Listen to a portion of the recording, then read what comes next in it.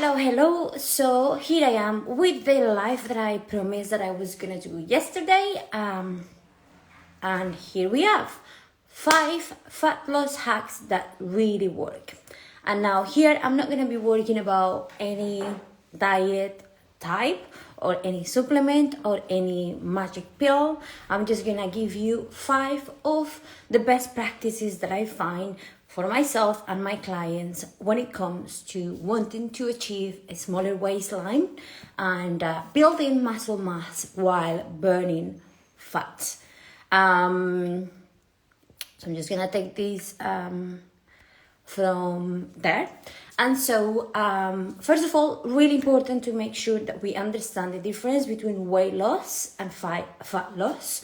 So for you to achieve weight loss, is literally just losing weight, which means that you are losing whether that is fat or fat and muscle or only muscle. Any shape that you are losing, it goes to result as a weight loss, as a number drop on the scale. Fat loss, on the other hand, is what I specialize on with my client, with the job that I do and my clients. And what we are trying to achieve with what fat loss is just being healthier overall, feel a lot better in our bodies, and for these reasons there is a lot of habits that needs to be put in places. Now, when it comes to health and fitness, there is still a lot of misconception between fat loss and weight loss, and I know most of the people refer to I want to lose weight, when in reality all they are wanting to do is reshape their body. Of course, if you are an obese person, you must definitely lose weight, but if all you're trying to do is just to get a maybe more defined abs or maybe a more toned body, what you need to achieve or what you need to aim more than losing body weight in the scale is actually losing fat, which in most of the cases might not be reflected on the scale, but it will most certainly be reflected in your body circumferences, measurements, and on your on how you feel on your clothes. Like, for example, myself, I normally gravitate between 53-55 kg, and those 2 kilos difference, I will notice it just literally on how the jeans just fit a little bit looser or a little bit more tight than normal. Now, let's go into the nitty-gritty of this life. So 5 hacks for fat loss that really work, and this is just based on building habits. So I'm gonna start with the first one. Stop snacking and stop asking for a protein snack. What is the best snack? I can not remember a client that haven't ever asked me about what can I find for a snack. Instead, you should organize your day in a way that you must have whether that is that you're gonna have 3 meals or 4 meals, but you must have meals that have all the macronutrients in there. And this is for 2 reasons. First, it's gonna give you, so when you make sure that you build your meals around protein, so that means that you have your portion of protein, your portion of carbs, your portion of fats, and greens around it, and it's gonna give you a lot of fiber. When you have that 3 to 4 times a day, then you guarantee that the insulin spike on every meal that you're gonna have is gonna be a lot less than if you would have had just, for example, an apple. So when you have an apple, I love apple, of course it's a fruit, it's amazing, it has a fiber on it and it has lots of micronutrients, but the problem when you have an apple, let's say that you want to have an apple as a snack, is that your insulin will spike as a response of having that apple, but because you don't have any protein or any fat with it, then that same spike of insulin is quickly gonna respond on an insulin crash, and this will actually drive your hunger levels more than if you just didn't have the apple at all. So the first thing, and this is something that I have practiced myself, like for example, I have 3 meals a day and 1 snack, but I tell myself that it's a snack, but in reality it's a full meal, because what I'm having, and that's the last meal that I have on my day, is Greek yogurt with or protein with some, again, I have a full meal. I have a protein, I have carbs, and I have fats. This way, although in my head it looks like a snack because it's something sweet that I have at the end of the day, I'm still making sure that I'm having my proteins, my carbs, and my fats. So, first of all, stop snacking. If you feel that you cannot go a day by without snacking or without just literally mindlessly just popping food into your mouth, you should most definitely be getting yourself the challenge to prove yourself that you can definitely go from meal to meal without snacking if your meals are properly made, which means if it has all the macronutrients in there.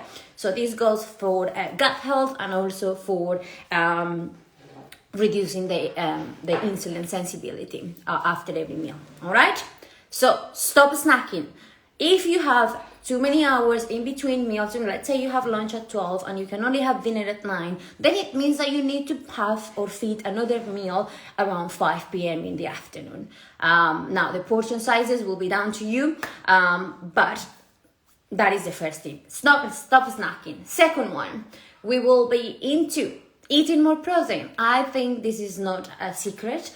If you want to gain muscle mass, or if you want to make the most out of feeling full for longer, and also making the most out of the metabolic impact that the carbohydrates have on your meal, you must certainly want to add some protein into your meals. Because just think of, let's say you have a plate of pasta, so your insulin spikes, but when you have a plate of pasta with some meat and some fats, this is going back to the point that I touched upon before, the protein is going to make that insulin spike be a lot less impactful for the insulin resistance, because the body needs some energy from those carbs and from the metabolic functions to break down the protein, and that will make that the insulin or the blood release, the sugar releasing through your bloodstream is gonna be a lot slower than if you didn't have the plate of pasta. Let's say, for example, you have a plate of pasta, and that will see it. How many times has it happened to you that you have a plate of pasta and then an hour or two later you are super hungry again?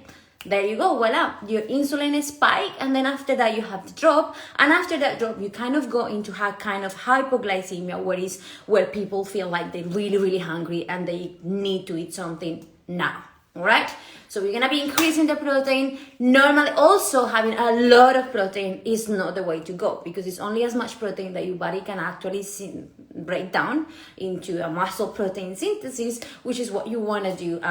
What you want to use this protein for.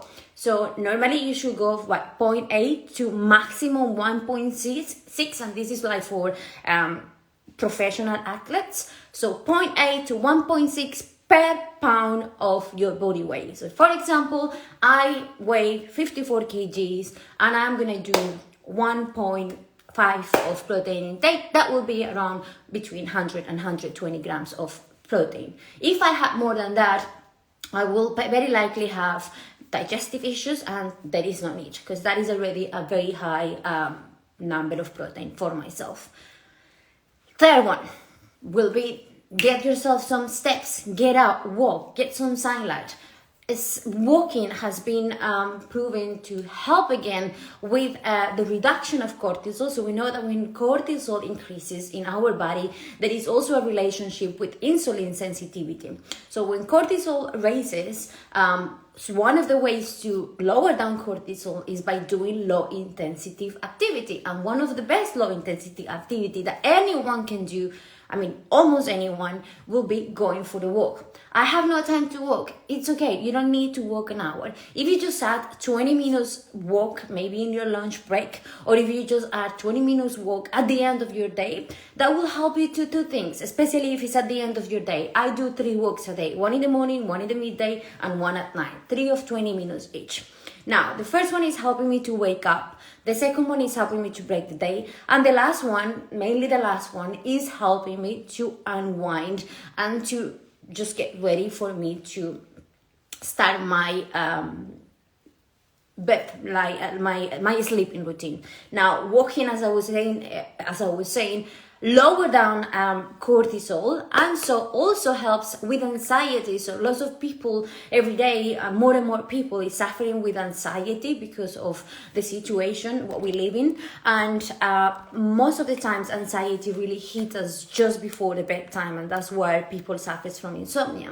Instead, if you just go for a walk, that can help you to just kind of bring oxygen into your brain, which will help you to aid and calm down that anxiety, and most important, will help you to just improve your NEAT, which is your non-exercise activity thermogenesis, which is basically how much you move in the day. Some people will not move enough, especially nowadays when there is more people working from home and when there is more people relying on public transport and cars, etc. So go for a walk. Trust me, it's the best medicine when you're suffering from anxiety and when you want to increase how much you move on a day. Start with 20 minutes a day, and then as you go through, you will increase how much you walk.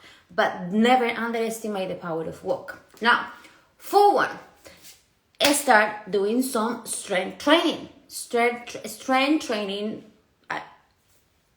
makes wonders. I mean, I obviously am a massive fan of strength training, and I have been a massive fan of strength training for over 10 years of my life. But when I say start strength training, don't picture someone like myself, or even someone that trains more than myself. You don't need to train 7 times a day. You don't need to lift 3 times your body weight on a barbell. You just need to have some structured strength training routine that you could do at least minimum 3 times a week. So that's the bare minimum that anyone should be aiming with strength training. So you do 3 sessions, total body, and depending on your levels, you can even do body weight. You can do it with bands, you can do it with small dumbbells, or get a coach who can then tell you what is the best strength training that you can do. If you cannot afford a coach, get on YouTube and try to do some strength training. Now, when I say strength training, yes, some people can go away with some strength training with body weight, but just bear in mind that if you do strength training with body weight, is something that your body is going to adapt to very easy. So when I say strength training, it is actually working with weights at some point. Okay, now the benefits of working with or doing strength training is 2.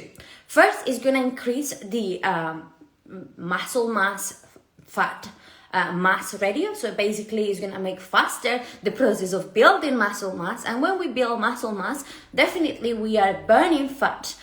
Most of the times we are burning fat. And more importantly, we are aiding our metabolism to keep fighting towards that insulin resistance. So every time we do strength training, we will be using carbs or insulin as a source of energy, and we will be more likely to digest the insulin, or we will more likely to be like insulin. We will be fighting the insulin sensitivity when we do strength training. And it also helps with anxiety. It also helps with depression, and obviously that is obviously what I have to say from strength training, from my experience, because I cannot stay here saying how many benefits you have. It doesn't matter how old you are. It doesn't matter if you are pregnant or not. Of course, get some advices, but at any point of your life, strength training at any level is beneficial to you. And as I'm saying, minimum 3 times a week for it to be working.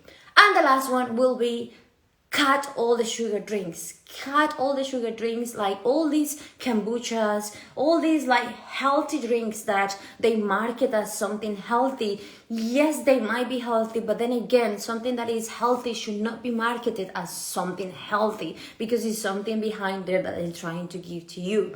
So cut all the sugar drinks, cut all the soda drinks, cut all the syrups in the coffees. When you have a coffee, make sure that you're having it with just a dash of milk or black. Otherwise, then Yes, have your latte every now and then, but just be conscious that when you have your latte, just have it once a day, and in between the meals, as I explained, because you don't want to snack. So in between the meals, you want to make sure that you're not having any sugary drinks, because then we will be impacting the insulin sensitivity again.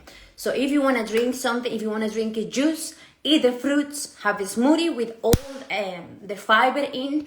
Don't buy the processed juice. And yes, try to avoid sugar drinks. They don't give you any. Oh, by the way, BCAAs. A lot of people are buying BCAAs because, yes, fitness people say that you need BCAAs.